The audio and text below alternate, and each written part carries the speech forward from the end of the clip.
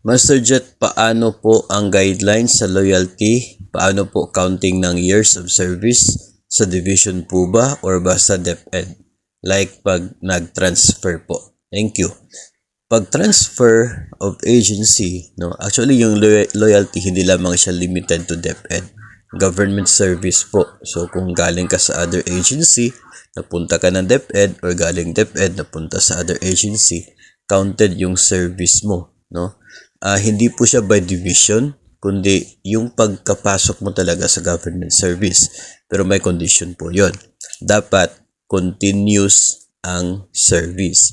Ibig sabihin, hindi ka natigil sa government service for that period of 10 years para sa unang loyalty pay.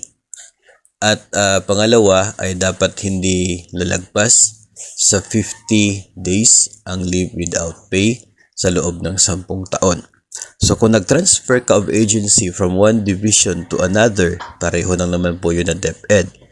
Dapat yung last working day mo sa first division, kinabukasan yung first, last working day mo sa previous division, kinabukasan dapat yung start na first day mo na sa bagong station. In that way, continuous yung service. Last day mo ngayon, October 31 sa division na una.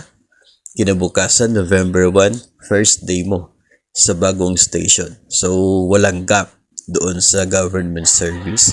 Continuous. So, counted yung previous na service mo sa ibang division o kaya ay ibang agency. Ganun po yung sitwasyon niya. Pero kung naputol, ay hindi na matatawag nating continuous yung service mo. Kaya hindi na counted yung nauna. Kasi nga, doon po sa Memorandum Circular ng Civil Service Commission, you can check po, you can search dito po sa internet. Meron pong Civil Service Commission na Memorandum Circular 2002 yata yung year na yon, na siya pong binabasihan pagdating po dito sa pag-award o pagbigay ng loyalty pay para po sa mga government personnel. So again, hindi po yun limited to DepEd. Lahat po ng government agency, included po siya doon.